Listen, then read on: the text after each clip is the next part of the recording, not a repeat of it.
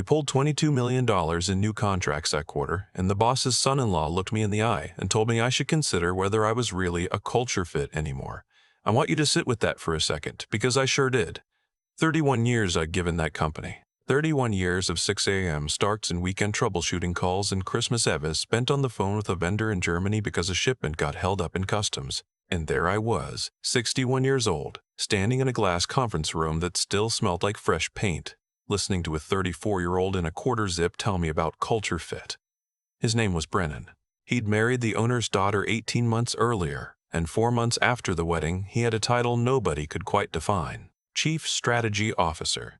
Strategy for what, I never figured out, because as far as I could tell, the man had never once in his life shipped a product, hit a deadline, or apologized to a customer, but he had a corner office and a standing desk, and a little ring light he'd clamped to his monitor for the video calls. Let me back up. I ran operations for a mid-sized industrial valve manufacturer outside Akron, Ohio. We made the unglamorous stuff: pressure relief valves, safety shutoffs, the kind of components that go into refineries and water treatment plants and chemical facilities. Things that, if they fail, people die. So we didn't cut corners. The old man who founded the place, a guy I'll just call the founder out of respect, he understood that. He started the company in 1979 in a rented garage, and he built it on one principle he must have said to me 1,000 times: we sell trust, not valves. Anybody can stamp metal. I came up under him, started on the floor at 29 after the steel mill I'd worked at closed, ran a lathe, learned the trade, got pulled into supervision, then into purchasing, then into running the whole operation. By my late 50s, I had the title of VP of Operations and, more importantly, I had the relationships. When a buyer at one of the big refinery groups needed something custom on a tight timeline, they didn't call our sales department. They called me. Direct line.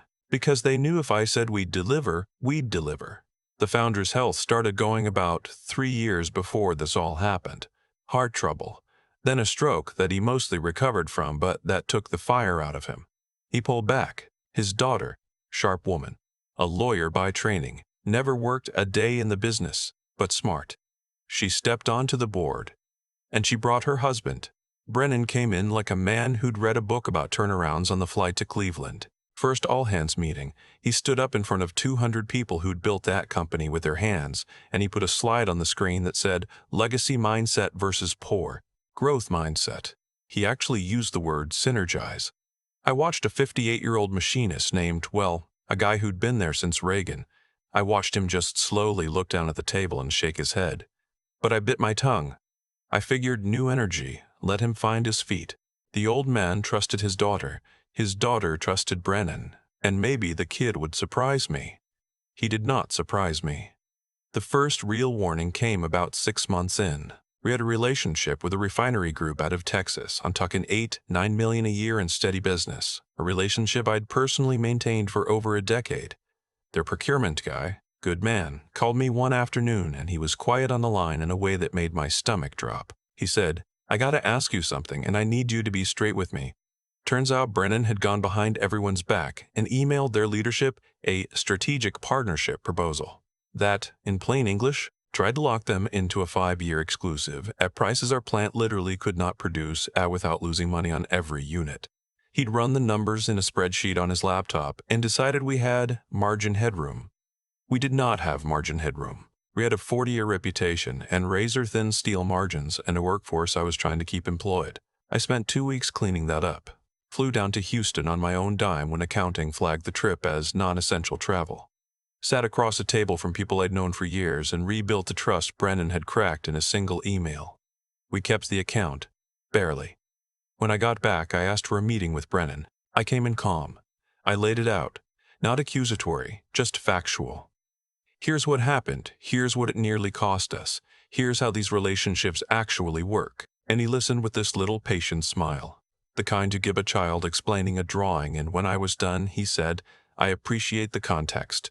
But going forward, I'm going to need customer communications to route through strategy. We can't have rogue relationships outside the system." Rogue relationships. 30 years of handshakes and he called them rogue relationships. I should have known then. I think part of me did. The thing that broke it open was the bonus. We had a profit-sharing program. The founder set it up in the 90s, and it was simple, and it was sacred. If the company hit its annual targets, a percentage of profit got distributed across the whole workforce, floor to front office, weighted by tenure and role, but everybody got a piece. For a lot of those families, it was the difference between a real Christmas and a tight one. It paid for braces, for transmission, for a kid's first semester. The founder used to hand out the checks himself, walk the floor, shake every hand. That year, we crushed it. Despite Brennan, despite the Houston mess, despite everything, we'd landed a massive new contract with a municipal water authority, the $22 million number I mentioned, and our operating margins were the best in 8 years. The floor knew it. There was a current of good feeling in that building I hadn't felt in a while. People were already talking about what the profit share might look like. 3 days before the distribution was supposed to go out, Brennan called in all hands. He got up there in his quarter zip, ring light glowing, and he announced that after a comprehensive review of our compensation philosophy, the profit-sharing program was being sunset in favor of a performance-based incentive architecture that would be rolled out in phases. Which is corporate for, there's no money this year, and probably not next year either. You could hear the air go out of the room. 200 people, a woman near the front, single mom, 3 kids, ran our quality lab. She put her hand over her mouth. A guy in the back said, not even loud, just defeated, I already told my wife. And Brennan, reading the room about as well as he read a balance sheet, smiled and said the line I will hear in my head until the day I die. He said, I know change is hard, but we need to build a culture of intrinsic motivation. Try harder, and the rewards will follow next quarter. Try harder. To the people who just had the best year in nearly a decade, I stood up. I didn't plan to. 200 heads turned, and I said, quiet, because I learned a long time ago that quiet carries further than loud in a room like that. I said, Brennan, my office, 5 minutes. And I walked out. Now here's the part where I have to tell you about the contract. When the founder promoted me to VP, back when he was still healthy, he did something unusual. He sat me down with a company attorney, and he had a clause written into my employment agreement. He said to me, and I remember it, word for word, this company is going to outlive me, and someday somebody who doesn't understand it is going to run it. When that day comes, you're going to be the one who knows where the bodies are buried. I want you protected, and I want this company protected from itself. The clause did 2 things. First, it named me, by position, VP of Operations, as the sole authorized signatory and relationship of record on a specific schedule of our top accounts, the crown jewels, the contracts I'd personally billed. On paper and the actual master service agreements with those customers, I was the named operational guarantor. That wasn't ego. The founder had structured it that way deliberately, because those customers had told him, flat out, that their business with us was contingent on continuity of the relationship. They were buying my judgment as much as our valves. Second, and this is the part Brennan never bothered to learn, the clause stated that any material change to company-wide compensation structures affecting the profit-sharing pool required, in writing, the countersignature of the VP of Operations, on the grounds that such changes directly impacted workforce stability and therefore production reliability and therefore the company's ability to honor those guaranteed contracts.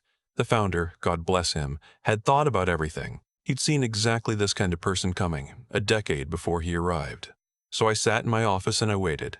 And about 4 minutes later, Brennan walked in.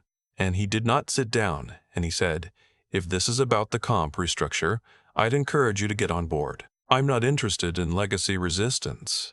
I slid a folder across my desk.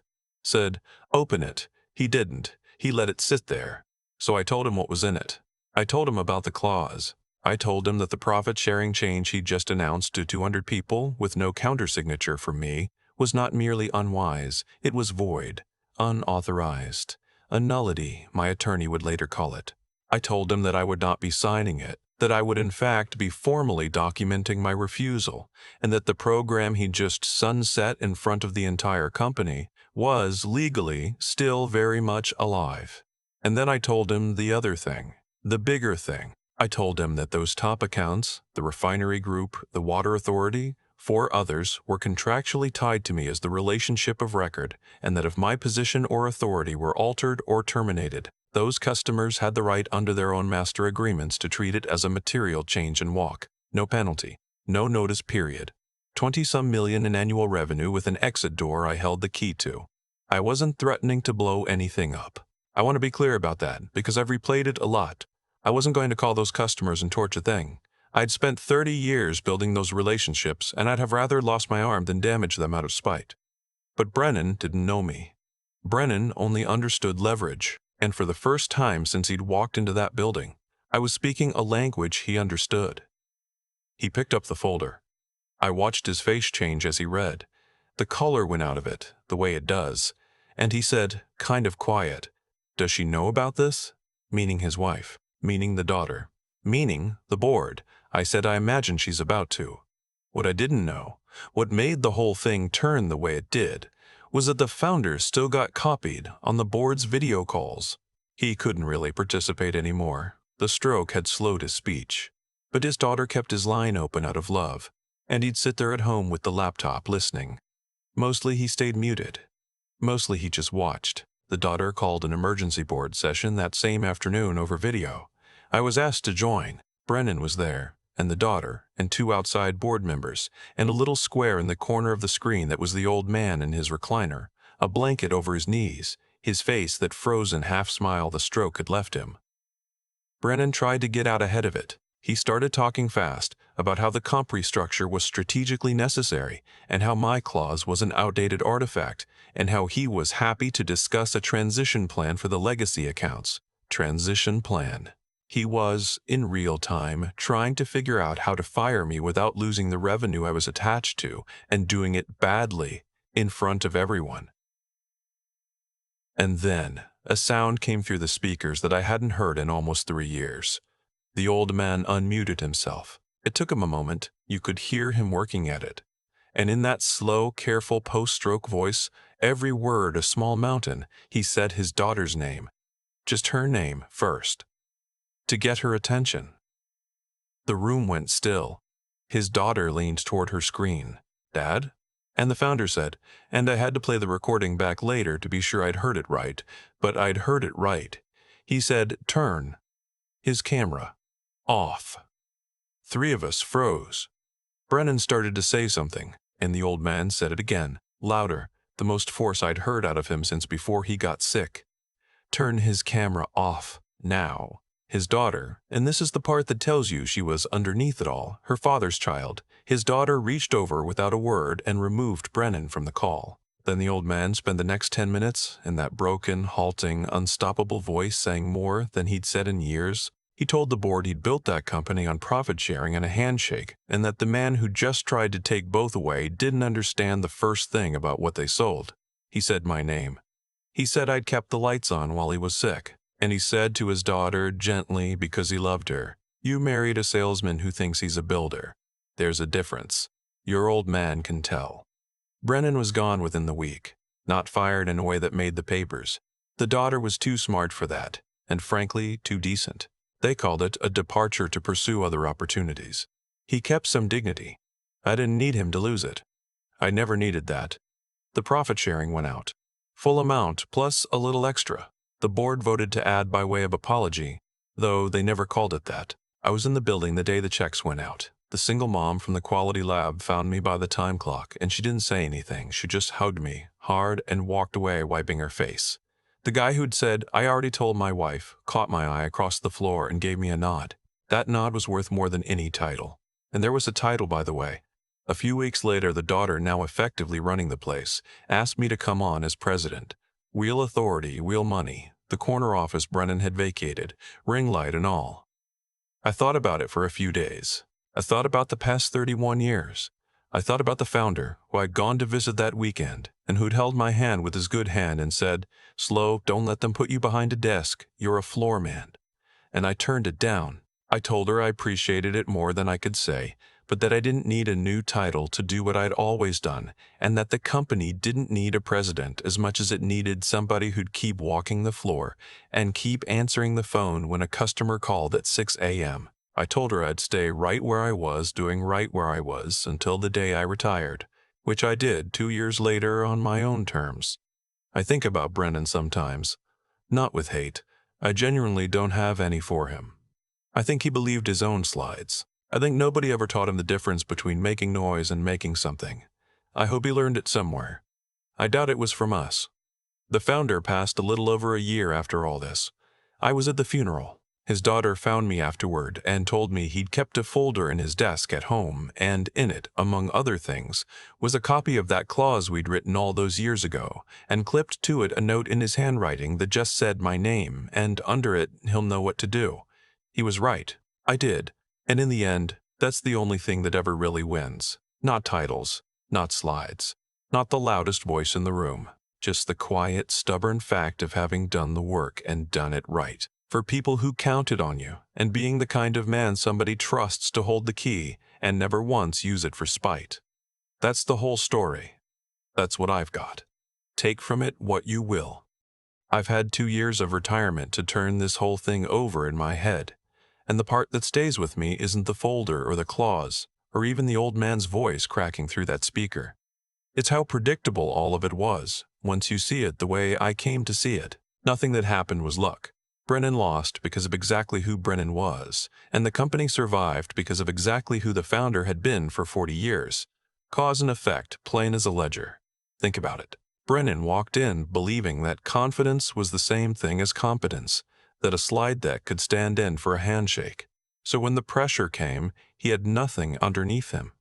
A man who has never actually built anything has nothing to fall back on when the building shakes. The founder, on the other hand, had spent decades doing the unglamorous, honest work, paying people what he promised, keeping his word when it cost him.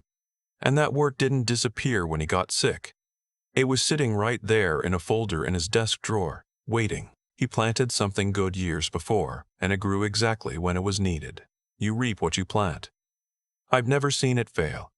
If I could pass anything to a younger version of myself, or to my own kids, it'd be 3 plain things, and I'd say them in this order on purpose. First, be the kind of person whose word means something. Brennan called my relationships rogue because he couldn't imagine doing business on trust. But trust was the only real asset I ever had, and it's the only one nobody could take from me in a meeting. Do right by people even when no one's checking, especially then. That foundation is what the founder built on, and it's what saved 200 families' bonuses in the end. Second, never stop learning the actual craft. Read the contract, know the numbers, understand how the thing you sell actually gets made. I beat Brennan not because I was louder, but because I'd taken the time, years earlier, to understand a clause he never bothered to read. Sharpen your mind on real things, not buzzwords. The person who truly knows how the machine works will always outlast the person who only knows how to talk about it. And third, and this is the one that's hardest, keep going when it's quiet and thankless and nobody's clapping. I flew to Houston on my own dime when they called it non-essential. I bit my tongue for 6 months. Most of those 31 years were just showing up, fixing the problem, answering the 6 a.m. phone. There's no glory in that. But that steady, stubborn refusal to quit is the muscle that lets you stand up in a room of 200 people and say 5 quiet words when the moment finally comes. Good character, a sharp and well-fed mind, and the grit to outlast the loud men. Get those 3 working together, nobody ever has to hand you a title. The work hands it to you. That's the only inheritance worth a damn. And the good news is, unlike a last name, every one of us gets to earn it.